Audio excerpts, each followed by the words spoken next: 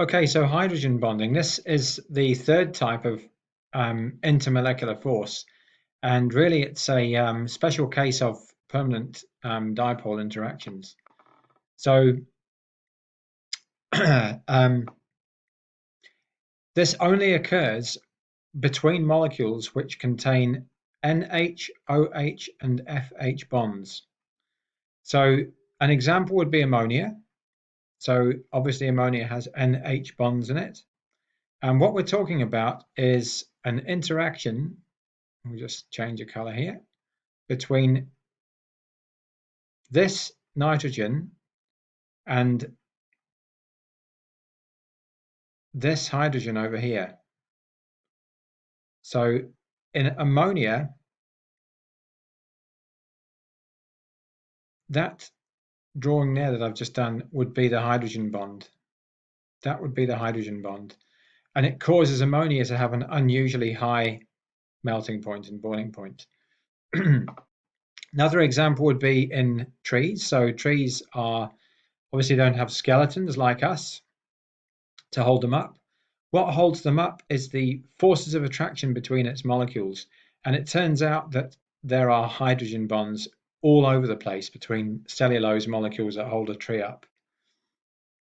And you can see as well in DNA here, hydrogen bonding occurs between molecules of DNA. So between the hydrogen on one molecule, adenine there, and thymine, the oxygen, even though that oxygen is attached to the carbon, this is still defined as a hydrogen bond. There's another one there, and so on. That's a very important connection for within DNA. On your Word document, we've got another example here, particularly looking at water. There's quite a lot of explanation throughout this for hydrogen bonding. I'm just going to concentrate on this first bit. Water has an unusually high boiling point. Let's just have a look at the top line on this graph. These are the hydrides of elements in this case in group 16 across the top in dark blue. Let's think about that, ignoring water for a moment. These three, hydrogen sulfide and then the equivalent molecule with selenium and with tellurium, those molecules, the boiling point increases slightly as we go down that group. If we pull a periodic table up, you can see that there are the elements there, S, E, and Te. As we go down that group, the atoms get bigger.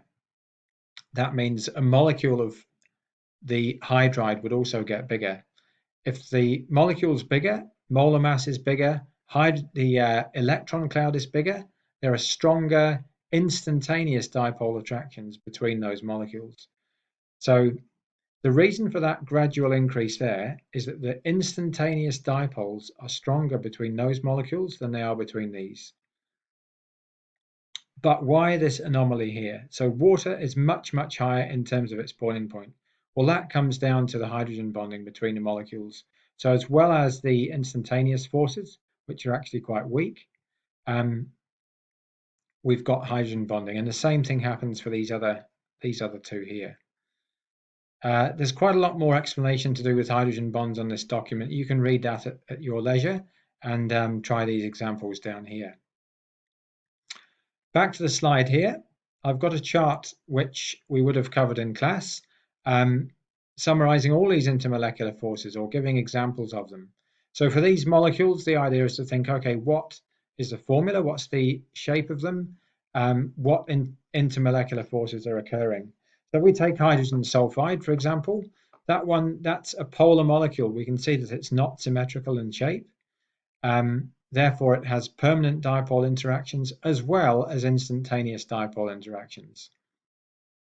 Let's take the one down the bottom, tetrafluoromethane. This one here has a symmetrical structure. It's non-polar. Therefore, the only type of intermolecular force would be instantaneous dipole attractions. So if I was writing that in, I think I'm going to put IDAs, instantaneous dipole attractions. This one had IDAs and PDAs. A's, just to